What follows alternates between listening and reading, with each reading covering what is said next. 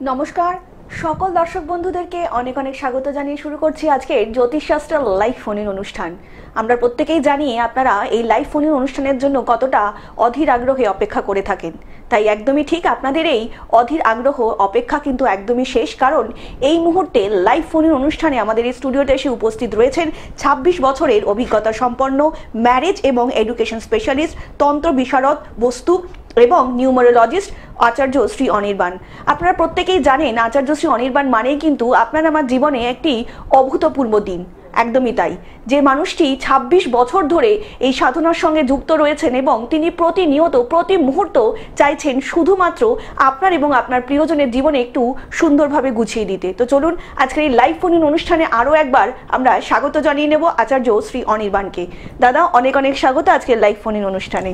নমস্কার, সকলকে আন্তরিক অভিনন্দন, শুভেচ্ছা।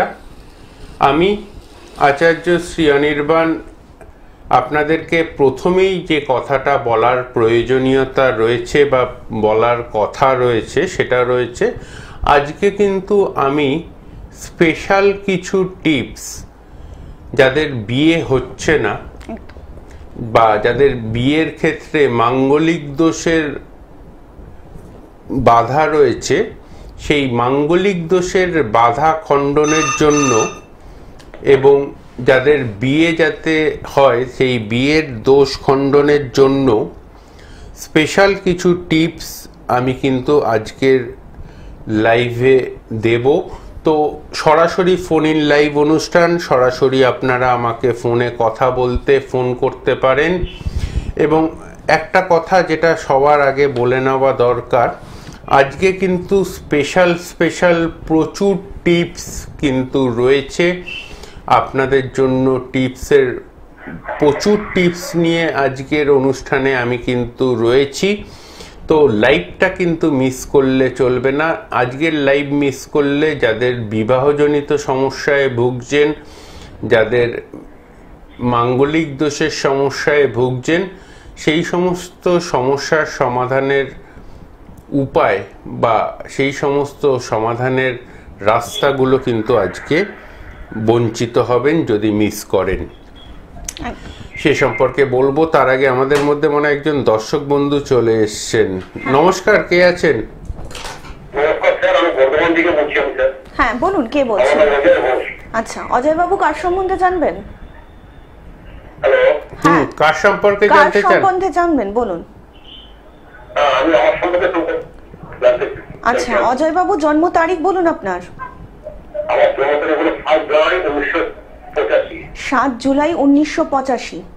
জন্ম সময় বলুন আপনার। আরেকবার ডেট অফ বার্থ আরেকবার বলুন দাদা। ৭ জানুয়ারি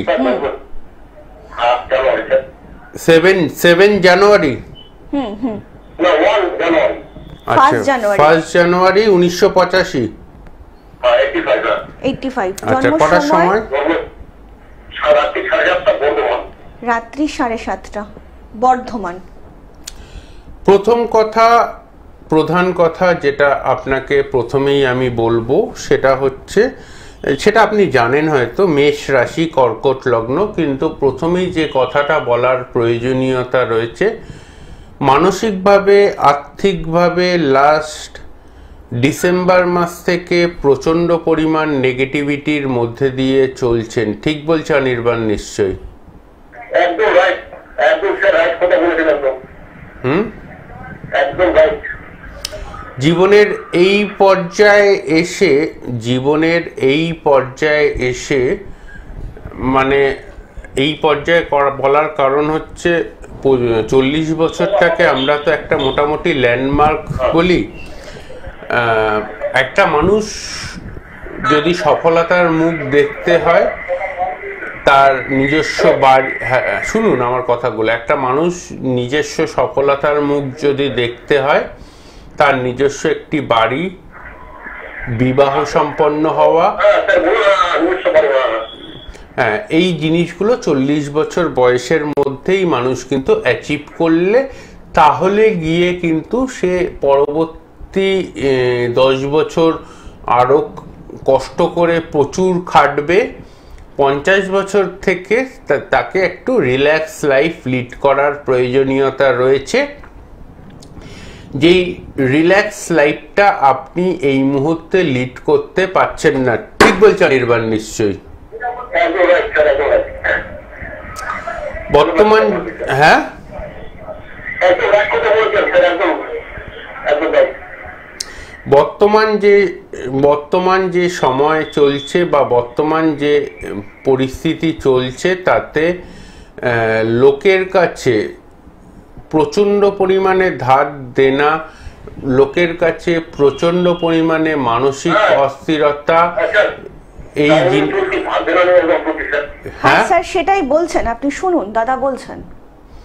লোকের কাছে প্রচণ্ড পরিমাণে ধার দেনা, লোকের কাছে প্রচণ্ড পরিমাণে মানসিক অস্থিরতা, এবং প্রত্যেকটি মানুষ যারা আপনাকে চেনে তারা জানে যে 2016 সাল থেকে 2020 সাল পর্যন্ত যে ল্যাভিশলি লাইফটা লিড করেছেন সেটা 2021 সাল থেকে মানে হ্যান্ড টু মাউথ এরকম অবস্থানের মধ্যে দিয়ে চলছেন, ঠিক বলছেন নির্বাণ নিশ্চয়ই?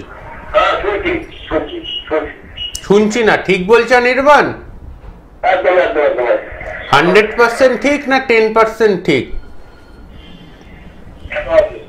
100% ঠিক না 10% ঠিক? 100% ঠিক। উনি মনে একটু ব্যস্ত হয়ে পড়েছেন কোনো কারণে। যেটা দেখতে পাওয়া যায় সেটার ওপরেই অ্যাস্ট্রোলজিক্যাল প্রেডিকশনের সমস্ত দিকগুলো আমরা বিবেচনা করে থাকি। একটা মানুষ জীবনে ভালো থাকতে গেলে সবার আগে যেটা দরকার সেটা হচ্ছে প্রপার এডুকেশন। এডুকেশনের পরে একজন জীবনসঙ্গী, যেই জীবনসঙ্গী তার পরবর্তী জীবনে তার সাথে বন্ধুর মতো পরবর্তী জীবনটা বয়স সন্ধিক্ষণে as a friend, as a philosopher, as a guide, সেই হিসেবে সে পরবর্তীকালে তার সাথে জীবনযাপন করবে। তো সবার ইম্পর্টেন্ট পার্ট ছোটবেলা বা এডুকেশন পার্টটা বাবা মার আন্ডারে থাকে। বাবা মা গাইডেন্সের উপর একটা ছেলে কিংবা মেয়ে তার এডুকেশনাল কেরিয়ারটা চলে, এবং সেই এডুকেশনাল কেরিয়ারটা তার স্টেবিলভাবে পড়াশুনোর দিকে কতটা এগোবে, কোন দিকে পড়বে, সায়েন্স নেবে না আর্টস নেবে না কমার্স নেবে, এই জিনিসগুলো যেমন এডুকেশনাল সেক্টরের মধ্যে বিচার করা হয়। এই বিচার্য বিষয়ের পরেই মানে after the completion of secondary education বলতে আমি আজকের দিনে দাঁড়িয়ে মিনিমাম সেকেন্ডারি এডুকেশনটাকে গ্র্যাজুয়েশন বলছি।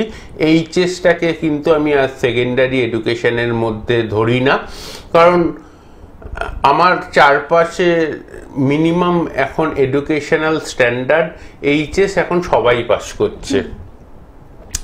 তো মিনিমাম সেকেন্ডারি এডুকেশন গ্র্যাজুয়েশন, এই গ্র্যাজুয়েশনটা যখনই কমপ্লিট হচ্ছে তখনই তার পরের স্টেজ যেটা আসছে সেটা হচ্ছে তার চাকরি বাকরি বা ব্যবসা কি করবে সেই সম্বন্ধে একটা তার গ্রহগত বিচার নির্ভর করে। 10th হাউস ভালো থাকলে সে চাকরির দিকে যাবে, 7th হাউস ভালো থাকলে সে ব্যবসার দিকে যাবে।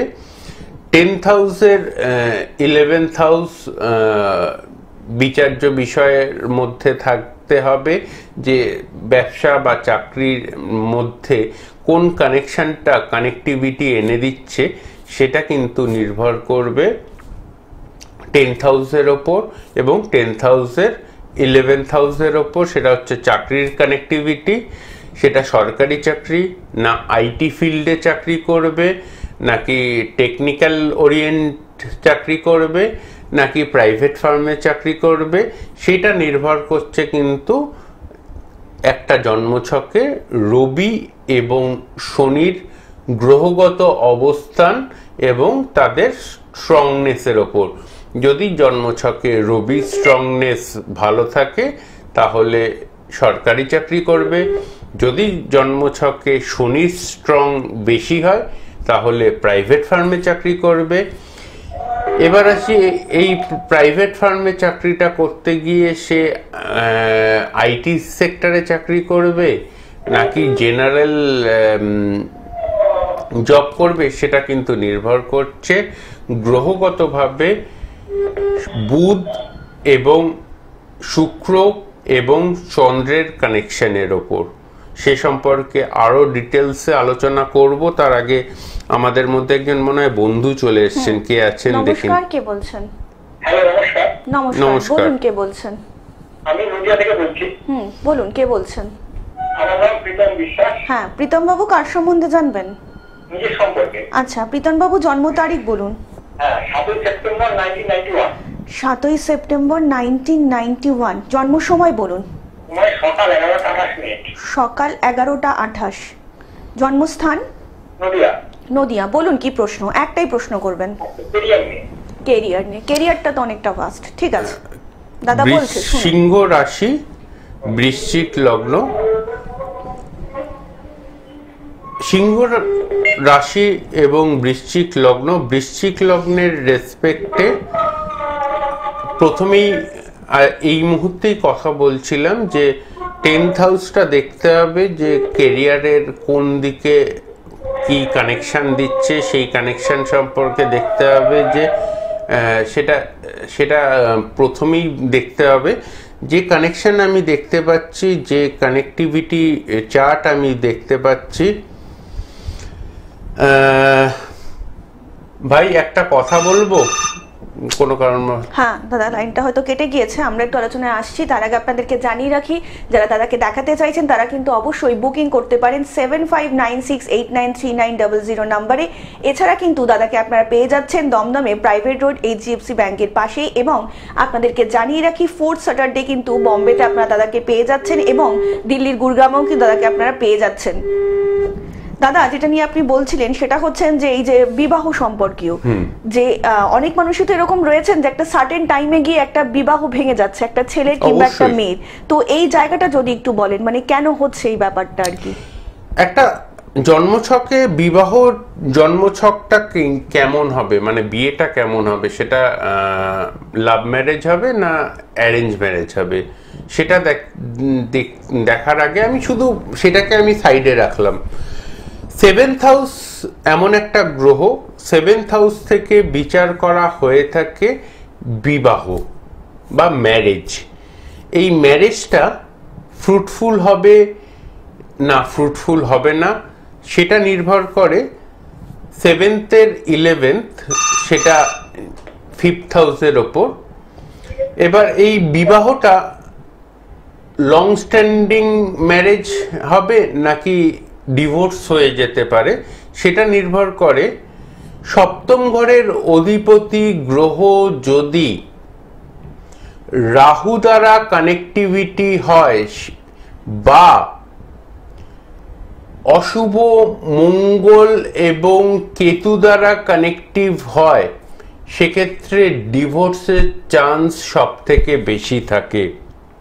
আমি বলছি না মাঙ্গলিক দোষ থাকলেই ডিভোর্স হচ্ছে, মাঙ্গলিক দোষ না থাকলে ডিভোর্স হচ্ছে না, তা না। কিন্তু সপ্তম ঘরের অধিপতি গ্রহর কানেক্টিভিটির ওপর নির্ভর করে ম্যারেজটা স্ট্রেংথ কেমন থাকবে।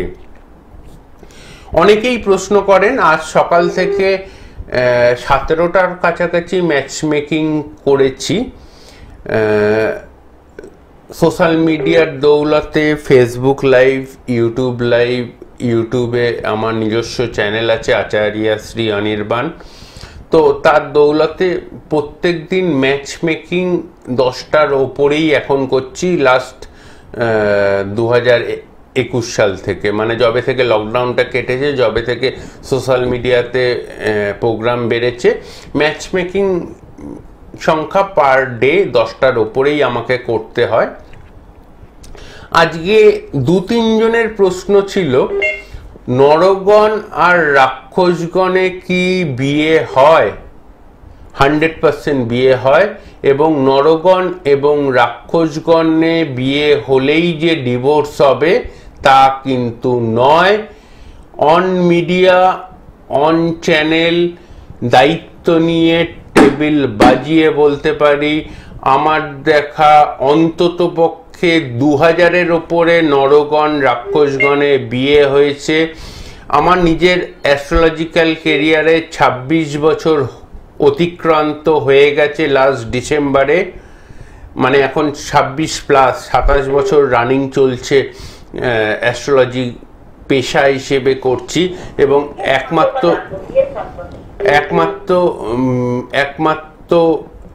এই অ্যাস্ট্রোলজি যেটা পেশার মাধ্যমেই আমি নিজের জীবিকা নির্বাহ করে থাকি।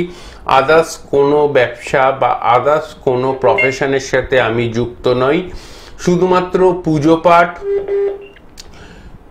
তন্ত্রক্রিয়া এবং অ্যাস্ট্রোলজি, এই 3টে জিনিসের ওপর বেস করেই কিন্তু আমি বেঁচে রয়েছি, এবং জীবনের শেষ নিঃশ্বাস পর্যন্ত এই অ্যাস্ট্রোলজিকে বেস করেই কিন্তু আমি সামনের জীবনটাও অতিক্রম করব। হ্যাঁ, সেই সম্পর্কে বলবো, আরো কথা বলবো। তার আগে একজন খুব অধীর আগ্রহে বসে রয়েছেন। হ্যাঁ, নমস্কার। কে বলছেন? হ্যালো, হ্যাঁ, নমস্কার। কে বলুন, বলছেন? কে বলছেন? হ্যাঁ, আমার ছেলে টিচার জন্ম, কিন্তু মাইকি ছেলের নাম আচ্ছা, ডেট অফ বার্থটা বলবেন। Date of birth. নাম্বার 3-3-5-1995 3 3-5-1995 1995। কটার সময় জন্ম? সময় বলুন। ভোর 3টে। বিয়ে হয়নি তো এখনো? না না না না, বিয়েটা কবে হবে এটাই প্রশ্ন, তার জন্য আপনি আমাকে ফোন করেছেন। একদম। হ্যাঁ হ্যাঁ, বিয়েটা কেন হচ্ছে না, যোগাযোগ করছি। বিয়েটা যোগাযোগ হচ্ছে না, তার কারণ এই দেখুন, এক্ষুনি বলছিলাম যে মাঙ্গলিক দোষ থাকলেই যে বিয়ে আটকে থাকে তা না। এই জন্মছকে তো মাঙ্গলিক দোষ নেই। আপনি জানেন তো আপনার ছেলের জন্মছকে মাঙ্গলিক দোষ নেই? মাঙ্গলিক আছে তাই তো? নেই, না, নেই দাদা, সেটাই বলছেন। আচ্ছা, নেই। নেই, কিন্তু যেটা রয়েছে সেটা মাঙ্গলিকের থেকেও খারাপ। মঙ্গল তার দৃষ্টিগত চতুর্থ দৃষ্টিতে রাহুকে দেখে ছন্নছাড়া দোষ করেছে, এবং মঙ্গল শনির কানেকশনে একটা বীজযোগের সৃষ্টি করেছে। এই বীজযোগ এবং ছন্নছাড়া যোগ খণ্ডন করলে সেপ্টেম্বর 2025 থেকে নভেম্বর 2026-এর মধ্যে বিয়ে হবে। ছন্নছাড়া দোষের প্রতিকার করতে হবে আপনার ছেলের জন্মছকে। একদম। একটু বিস্তারিত জানতে আপনি কিন্তু অবশ্যই নিচে যে বুকিং নাম্বারটা যাচ্ছে সেই বুকিং নাম্বারে কিন্তু যোগাযোগ করে নিতেই পারেন। আপনাদেরকে আরো একবার বলছি, যারা দাদাকে দেখাতে চাইছেন তারা কিন্তু অবশ্যই বুকিং করতে পারেন। তার জন্য কিন্তু আপনাদেরকে ফোন করতে হবে 7596893900 নাম্বারে। এছাড়া কিন্তু দাদাকে আপনারা পেয়ে যাচ্ছেন দমদমে প্রাইভেট রোড HDFC ব্যাংকের পাশে, এবং 4th স্যাটারডেতে দাদাকে আপনারা পেয়ে যাচ্ছেন বম্বেতে, এবং দিল্লির গুরগামেও কিন্তু আপনারা পেয়ে যাচ্ছেন দাদাকে। 26 বছরের অভিজ্ঞতা সম্পন্ন তিনি হচ্ছেন আচার্য শ্রী অনির্বাণ। দাদার একটা বাণী মানে আপনি বুঝতে পারছেন যে আপনার জীবনে অনেকটা পরিবর্তন। ইতিমধ্যেই দাদার কাছ থেকে যারা প্রতিকার নিয়েছেন তারা জানেন দাদার প্রতিকার কিন্তু অনবদ্য, দাদার প্রতিকার কথা বলে। দাদা, আলোচনা আসবো, একজন বন্ধু এসেছেন। নমস্কার, কে বলছেন? নমস্কার, রাজু গোস্বামী বলছেন। হ্যাঁ বলুন, কার সম্বন্ধে জানবেন? আমার সঙ্গে আচ্ছা, আপনার জন্ম তারিখ বলুন। 14-10-1981। 14-10-1981। জন্ম সময়? রাত্রি 2:45 AM। রাত্রি 2:45। জন্মস্থান? কলকাতা। হ্যাঁ বলুন, কি প্রশ্ন? একটাই প্রশ্ন করবেন। খুব ফিনান্সিয়াল প্রবলেম চলছে। আচ্ছা রাজু। হ্যালো। হ্যাঁ রাজু। হ্যাঁ, রাজু কি? গোস্বামী। রাজুবাবু, আপনার যে জন্মছক মেষ রাশি, সিংহ লগ্ন, লগ্নে বসে রয়েছে মঙ্গল। একটা কথা বলি, আপনি লাস্ট যে বাড়িটাতে রয়েছেন এখন, সেই বাড়িটার ঈশান কোণটা বা পূর্ব দিকটা আপনার সোয়ারেজের আউটলেট এবং সোয়ারেজের কানেকশন রয়েছে, ঠিক বলছে অনির্বাণ? নিশ্চয়ই হ্যাঁ ঠিক বলেছেন। ঠিক বলছে তো? হ্যাঁ ঠিক। আমি তো আপনার বাড়ি যাইনি বা আপনার সাথে আমার পূর্ব পরিচয়ও নেই, কিন্তু আপনার বাড়ির পূর্ব দিকে সোয়ারেজের আউটলেট রয়েছে এবং এই আউটলেটটা এখন তো বন্ধ করা যাবে না। বাস্তুদোষ খণ্ডন করুন, বাস্তুদোষ খণ্ডন না করলে আর্থিক সমস্যা মিটবে না। ঠিক আছে, ধন্যবাদ। একদম। আর একটু বিস্তারিত জানতে অবশ্যই কিন্তু আপনি ফোন করতে পারেন, নিচে যে বুকিং নাম্বারটা যাচ্ছে সেই বুকিং নাম্বারে। দাদা, এই ফোনটার ওরিয়েন্টেডই একটা প্রশ্ন করি, সেটা হচ্ছে অনেক মানুষই রয়েছেন যাদের হয়তো কর্মে বাধা, বিবাহে বাধা, এবং তারা বুঝতে পারছেন না মানে কিভাবে হচ্ছে আর কি। যদি এরকম বাস্তুদোষ থেকে থাকে দাদা, এটা কি কোনো বোঝার উপায় আছে সেই দিকটা? অবশ্যই বোঝার উপায় আছে। আমাদের সনাতন জ্যোতিষ শাস্ত্র অনুযায়ী চতুর্থ ঘর থেকে বিচার করা হয়ে থাকে গৃহ বা গৃহের অবস্থান। সেই চতুর্থ ঘরে যদি শুভ গ্রহের অবস্থান থাকে তাহলে তার বাড়ি হবে, সেই বাড়িটায় সে সুখ স্বাচ্ছন্দ্যে থাকতে পারবে। কিন্তু কোনো কারণবশত সেই চতুর্থ ঘরের অধিপতি গ্রহ যদি অশুভ গ্রহ দ্বারা দৃষ্ট বা অশুভ গ্রহ দ্বারা পরিবেষ্টিত বা অশুভ গ্রহের সাথে কানেকটিভ হয়ে যায়, এই যেমন এই রাজুবাবুর মঙ্গল বসে রয়েছে লগ্নে, চতুর্থপতির অধিপতি গ্রহ হচ্ছে মঙ্গল, সেই মঙ্গল বসে রয়েছে লগ্নে এবং সেই মঙ্গলকে রাহু দৃষ্টি দিচ্ছে। এই কানেকশানে বাস্তুর ঈশান কোণটা তার ড্যামেজ হচ্ছে এবং রাহু যেই কানেকশন হচ্ছে বাস্তুর লর্ডের সাথে, সঙ্গে সঙ্গে তার ড্রেনেজ অফ মানি, পয়সা না আসা, সেই জায়গাটা কিন্তু কানেকটিভ দিয়ে দিচ্ছে। এই যে কানেকশন, এই কানেকশনের ওপরেই কিন্তু জন্মছক থেকেও বলা সম্ভব তার কোন কারণের জন্য তার জীবনে আর্থিক স্থিতিশীলতা আসছে না, আর্থিকভাবে সে কোনোভাবে স্থায়িত্ব পাচ্ছে না। লাস্টে একটা ছোট্ট কথা বলবো, একদম শেষ মুহূর্তে চলে এসেছি প্রোগ্রামের। অনেকেই সোশ্যাল মিডিয়ার দৌলতে আমাকে জিজ্ঞেস করছেন যে হলুদের একটা রিল খুব ভাইরাল হচ্ছে, যে কাচের গ্লাসের মধ্যে হলুদ দিয়ে হলুদের রিল একটা খুব ভাইরাল হচ্ছে, অনেকেই করছেন। কিন্তু আমি অ্যাজ এ অ্যাস্ট্রোলজার এবং তন্ত্রবিদ এবং নিজের বংশ পরম্পরাগতভাবে 6 পুরুষ শুধু তন্ত্রের সাথে যুক্ত রয়েছি, বংশ পরম্পরাগতভাবে 6 পুরুষ, আমি 6th জেনারেশন যারা তন্ত্রের সাথে যুক্ত রয়েছে আমার পরিবারে। তো সেই হিসেবে বলছি, হলুদ যখন কাচের গ্লাসে যখন হলুদ দিচ্ছেন তখন নেগেটিভ এনার্জিকে কিন্তু আপনি আহ্বান জানাচ্ছেন। আপনি যেই মুহূর্তে কাচের গ্লাসের মধ্যে হলুদ দিচ্ছেন তখন আপনার যে ঘরটাতে আপনি করছেন সেই ঘরটা নেগেটিভ ভাইবস বা নেগেটিভ এনার্জি বা নেগেটিভ অ্যাক্টিভ, সেই নেগেটিভিটিটা কিন্তু অ্যাক্টিভ হয়ে যাচ্ছে। এই অ্যাক্টিভিটিটা কিন্তু যখনই হচ্ছে তখনই কিন্তু আপনার আর্থিক কষ্ট বয়ে নিয়ে আসবে, দেখতে পাবেন, কিছুদিন পরেই দেখতে পাবেন, বা আদার্স কিছু প্রবলেম নিয়ে আসতে পারে। এর থেকে মুক্তি পেতে গেলে সামনের সোমবার থেকে 3টে সোমবার দুধ, গঙ্গা জল এবং 1 চামচ হলুদ মিশিয়ে শিবজির মাথায় ওং নমঃ শিবায় এই মন্ত্র জপ করতে করতে 3টে সোমবার অবশ্যই এর প্রতিকার করিয়ে নেবেন নিজেরা, ঘরোয়া পদ্ধতিতে। একদম দাদা, আজকের মতন আমাদের কিন্তু সময় একদমই শেষ, আমাদেরকে চলে যেতেই হবে। তো আপনাদেরকে আবারও কথা দিয়ে যাচ্ছে, আপনাদের সকলের সঙ্গে দেখা হবে আগামী পর্বে। সকলে অনেক ভালো থাকবেন। নমস্কার। নমস্কার।